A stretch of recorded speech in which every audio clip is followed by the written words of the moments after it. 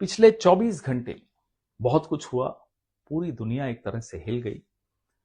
Iran में Ayatollah खamenei की Israel और अमेरिका के हाथों हत्या हो गई। 24 घंटे गुजर गए।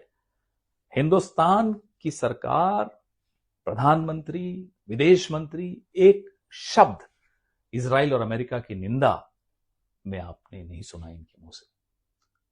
भारत हमेशा एक मॉरल लीडरशिप देता था विश्व को। भारत की तरफ पूरा विश्व हमेशा देखता आया नैतिक नेतृत्व के लिए। वो मॉरल लीडरशिप, वो मॉरल कंपस अब हमारा खत्म हो गया।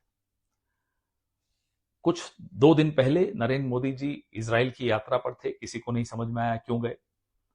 लौटने के 48 घंटे के भीतर हिंदुस्तान के पुराने दोस्त ईरान पर नरेंद्र मोदी जी के नए दोस्त इजराइल ने हमला बोल दिया।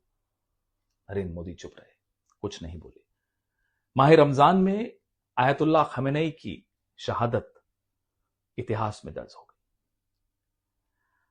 हर मजहब, हर धर्म शहादत पर, बलिदान पर, शहीदी पर, क्रूसिफिक्शन पर बहुत कुछ लिखता है, बहुत उसको ग्लोरीफाई करता है, और वो ग्लोरीफाई करने योग्य बात है। आप क्रिश्चियनिटी पर आइए।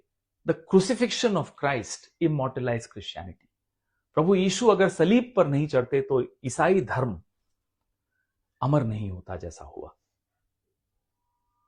गुरु गोविंद सिंह 4 साहिबजादों की शहादत के बाद कहते हैं, इन पुत्रन के शीस पर वार दिए सुत 4 मुए तो क्या हुआ, जीवित कई हजार।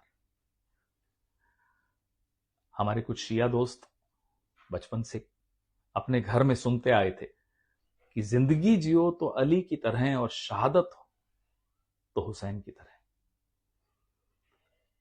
भगवान कृष्ण अर्जुन को कहते हैं, हे कौन्तेय, यदि तुम युद्ध में मारे जाओगे तो स्वर्ग को प्राप्त करोगे। यदि तुम युद्ध में मारे जाओगे तो स्वर्ग को प्राप्त करोगे, और यदि जीत जाओगे तो पृथ्वी का राज्य भोगोगे। जो शहादत हुई आयतुल्लाह खamenei साहब की, वह तो इतिहास में जैसा मैंने कहा दर्ज होगी ही, लेकिन हमारी चुप्पी, हमारी कायरता, यह भी इतिहास में दर्ज हो गई। जिल्लत एक बहुत बहुत पावरफुल इमोशन जिसको कहते हैं वो होती है। किसी शख्स को, किसी मुल्क को, किसी कौम को जब आप जलील करते हो तो उस जिल्लत के खिलाफ उस शख्स के, उस कौम के, उस मुल्क के मन में नफरत पैदा होती है, और उस नफरत के अंदर गुस्सा होता है। उस गुस्से में इतिहास में आने वाले जंग दर्ज होते हैं। एक अंधेरा पूरे विश्व में आ रहा है, और रोशन करने की जो जिम्मेदारी हिंदुस्तान ने हमेशा निभाई है, अफसोस कि अब वो जिम्मेदारी नहीं निभा रहा। यह बात इतिहास याद रखेगा। जय हिंद।